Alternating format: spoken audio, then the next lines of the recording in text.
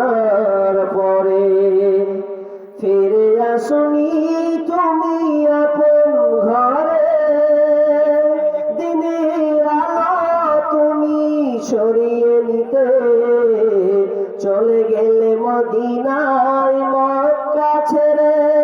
হে রাসূল তোমাকে ভুলি আমি কেমন করে, হে রাসূল তোমাকে ভুলি আমি কেমন করে। হাজারো ব্যথা বেদনার পরে ফিরে আসনি তুমি আপন ঘরে।